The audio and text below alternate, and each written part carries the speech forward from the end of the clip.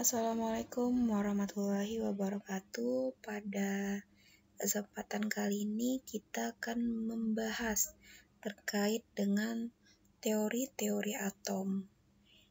Menurut pelajaran fisika, teori atom adalah materi yang bersifat fundamental atau dasar.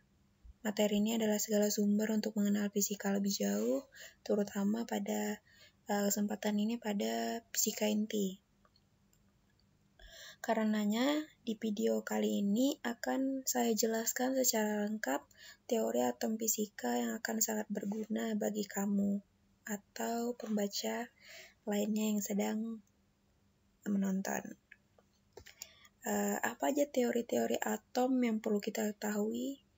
Jadi ada model teori atom John Dalton, model teori atom J.J. Thomson, model teori atom Rutherford, model teori atom Niels Bohr, dan yang terakhir itu ada model atom modern. Muncullah suatu pemikiran baru tentang kita sebelum mengetahui teori-teori itu satu persatu. Muncul pikiran kita, gimana ya asal-usul teori atom kira-kira seperti apa? Nah, dari pertanyaan itu muncullah suatu jawaban, yaitu asal-usul teori atom adalah atom itu berasal dari bahasa Yunani, yaitu atomos, yang berarti tidak dapat dibagi. Konsep dasar atom pertama kali dikemukakan oleh Demokritus, ya yang sebelah kanan ya fotonya. Jadi Demokritus itu adalah orang Yunani pada awal abad ke-4 sebelum Masehi. Menurut teori yang dikemukakannya, suatu benda dapat dibagi menjadi bagian-bagian yang sangat kecil yang akhirnya tidak dapat dibagi lagi, yang disebut atom. Menurut Demokritus, atom sepenuhnya padat, tidak memiliki struktur internal, serta ada ruang kosong antar atom untuk memberikan ruang untuk pergerakannya, seperti pergerakan dalam air dan udara atau fleksibilitas benda padat. Selain itu, Demokritus ini juga menjelaskan bahwa untuk menjelaskan perbedaan sifat dari material yang berbeda, atom dibedakan ke dalam bentuk, massa, dan ukurannya. Berdasarkan model atom yang dibuatnya, Demokritus mampu menjelaskan bahwa semua benda terdiri dari bagian yang lebih kecil disebut atom. Namun, model Demokritus ini kurang memiliki bukti eksperimental hingga mulai tahun 1800-an muncul teori-teori baru berdasarkan hasil eksperimen. Yaitu yang pertama itu ada model teori atom John Dalton. Di sini disebutkan seperti bola pejal padat.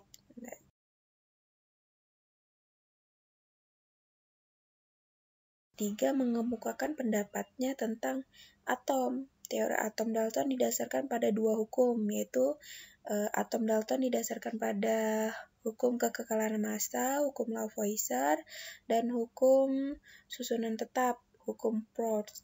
Lavoisier menyatakan bahwa massa total zat-zat sebelum reaksi akan selalu sama dengan massa total zat-zat hasil reaksi. Sedangkan Proust menyatakan bahwa perbandingan massa unsur-unsur dalam suatu senyawa selalu tetap. Dari kedua hukum tersebut, Dalton mengemukakan pendapatnya tentang atom sebagai berikut. Yang pertama, atom merupakan bagian terkecil dari materi yang sudah tidak dapat dibagi lagi. Atom digambarkan sebagai bola pejal yang sangat kecil. Suatu unsur memiliki atom-atom identik dan berbeda untuk unsur yang berbeda. Atom-atom bergabung membentuk senyawa dengan perbandingan bilangan bulat dan sederhana. Reaksi kimia merupakan pemisahan atau penggabungan atau penyusunan kembali dari atom-atom, sehingga atom tidak dapat diciptakan atau dimusnahkan. Namun, ada kelebihan dari teori dari John Dalton, yaitu mulai membangkitkan minat terhadap penelitian mengenai model atom. Nah, di balik kelebihan pasti kan ada kelemahan, yaitu kelemahannya teori atom Dalton tidak dapat menerangkan suatu larutan dapat menghantarkan arus listrik. Bagaimana mungkin bola pejal dapat menghantarkan arus listrik? Padahal listrik adalah elektron yang bergerak, berarti ada partikel lain yang dapat menghantarkan arus listrik. Dari kekurangan ini muncullah teori baru, yaitu atom J.J. Thomson. Nah, di sini disebutkan dapat dianalogikan sebagai jambu biji yang telah dikelupas kulitnya.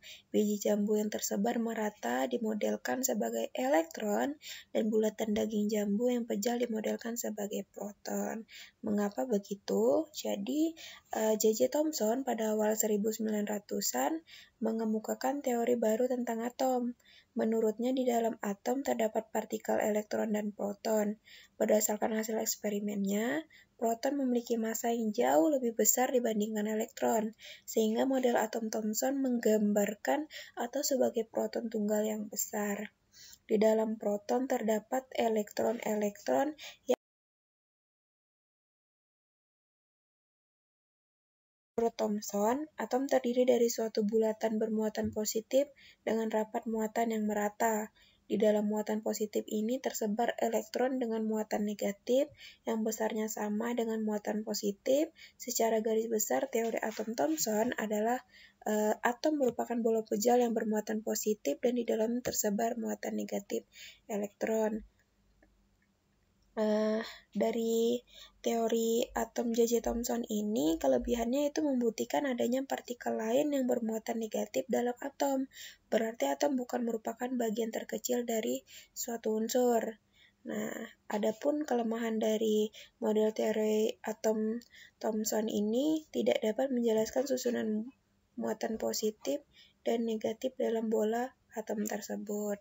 Selanjutnya, teori atom yang ketiga yaitu di sini disebutkan atom terdiri dari inti atom yang sangat kecil dan bermuatan positif, dikelilingi oleh elektron yang bermuatan negatif.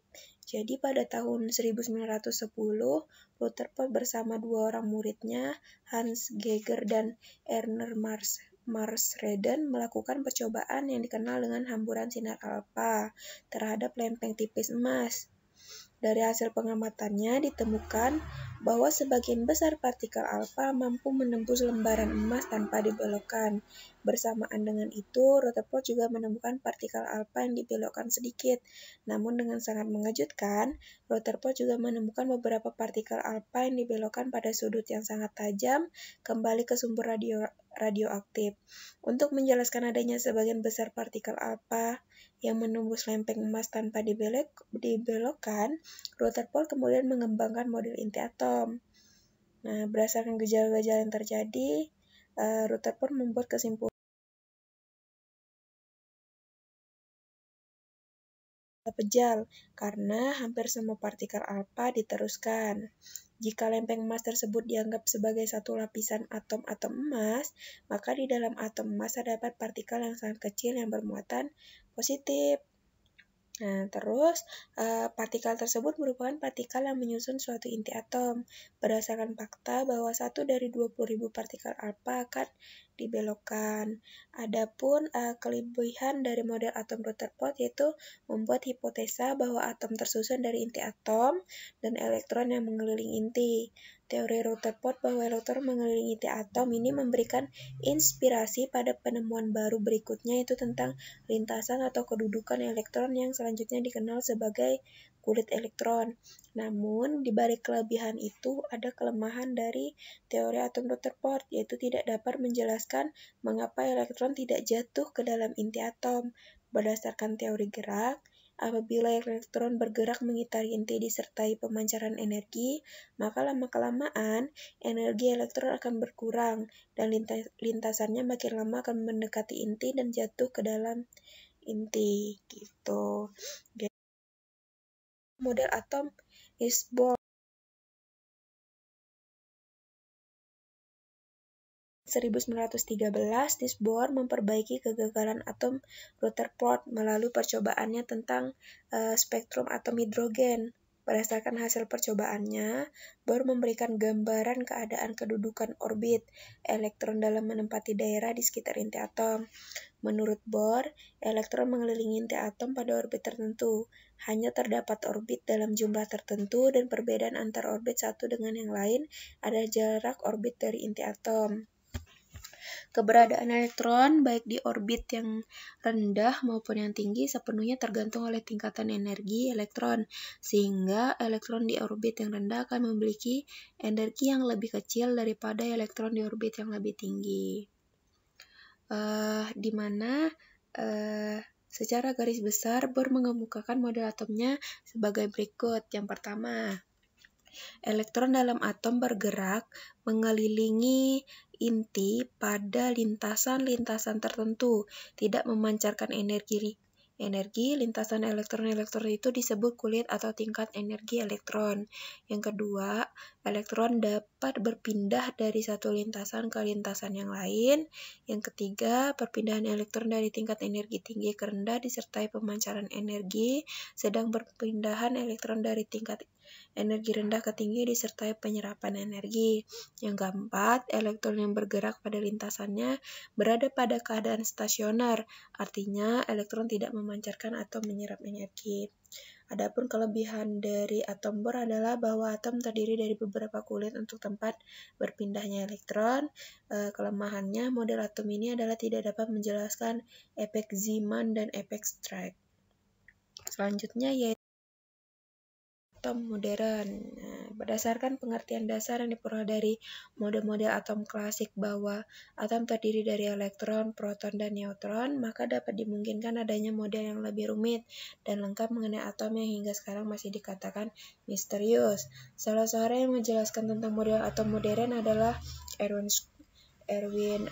Schrödinger 1926. Sebelum Erwin Schrödinger, seorang ahli dari Jerman, Werner Heisenberg, menggambarkan teori mekanika kuantum yang dikenal dengan prinsip ketidakpastian, yaitu tidak mungkin dapat ditentukan kedudukan dan momentum suatu benda secara seksama pada saat bersamaan. Yang dapat ditentukan adalah kebolehjadian menemukan elektron pada jarak tertentu dari inti atom.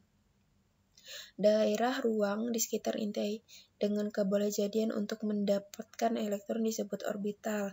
Bentuk dan tingkat energi orbital dirumuskan oleh Erwin Schrödinger. Erwin Schrödinger memecahkan suatu persamaan untuk mendapatkan fungsi gelombang untuk menggambarkan batas kemungkinan ditemukannya elektron dalam 3 dimensi. Model atom dengan orbital lintasan elektron ini disebut model atom modern atau model atom mekanika kuantum yang berlaku sampai saat ini.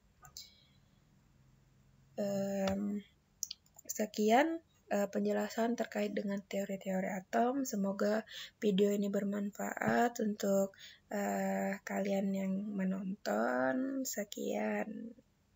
Terima kasih. Wassalamualaikum warahmatullahi wabarakatuh.